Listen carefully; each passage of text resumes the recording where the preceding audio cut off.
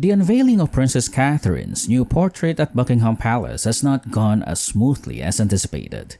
The photograph, part of the Royal Portraits, a Century of Photography exhibition, has ignited a firestorm of reactions online, causing a stir within the royal household. The recent unveiling of a new portrait of Catherine, Princess of Wales, by British Zambian artist Hannah Uzor, has sparked a firestorm of reactions online. The painting, featured on the cover of Tatler magazine's July issue, depicts Catherine in a flowing white dress and the Queen Mary's lover's knot tiara. While some praised Uzor's artistic interpretation, many royal fans were left divided. Critics argued that the portrait bore little resemblance to Catherine, with comments like, "Is this a joke? And that's not Catherine," trending on social media. The portrayal was seen by some as a missed opportunity to capture the princess's likeness.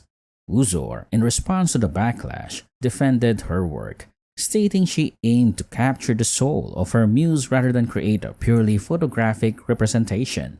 This artistic choice, however, divided public opinion. One Twitter user commented, "The portrait is beautiful, but it doesn't look like her at all," while another added, "It's too artistic and doesn't reflect her warm personality."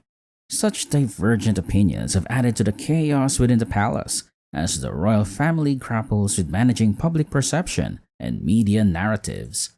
The magazine said the portrait was inspired by Catherine's appearance in November 2022 at the first state banquet of Charles' reign, to which she wore a Jenny Packham gown, a bracelet belonging to the late Queen Elizabeth II, and drop earrings that belonged to the late Princess Diana.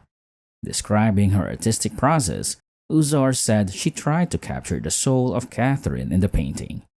"It's really important to capture the soul of the person, so I spent a lot of time looking at her and looking at her pictures, watching videos of her, seeing her with her family, seeing her in diplomatic visits, seeing her rowing or visiting children in a hospice." Uzor said in a video shared on Instagram, "It has been really interesting for me to get a sense of who she is." Behind the scenes, the reaction to the portrait has reportedly caused significant distress within the palace. Sources close to the royal family suggest that the controversy has led to urgent meetings and discussions about how to address the backlash. The royal communications team is said to be working overtime to mitigate the negative publicity and to emphasize the artistic intent behind the portrait. The intention was to create a piece of art that transcends typical royal portraiture, said a palace insider. However, the strong reactions have certainly caught everyone off guard, and there's a lot of work being done to navigate this unexpected situation.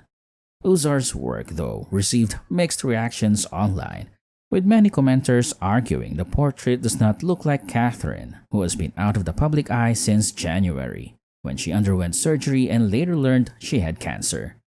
"The painting is beautiful, but does not look like the princess," wrote one commenter on Instagram.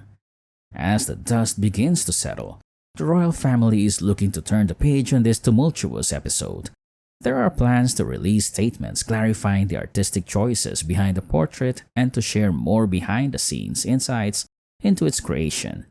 Additionally, the palace is considering a series of public engagements for Catherine to reinforce her approachable and relatable image, countering the criticisms sparked by the portrait.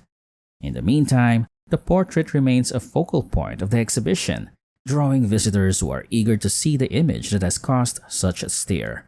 Whether this controversy will have a lasting impact on Catherine's public image or the royal family's approach to portraiture remains to be seen. What is clear, however, is that the palace is once again navigating the complex interplay of tradition, modernity, and public opinion in the digital age.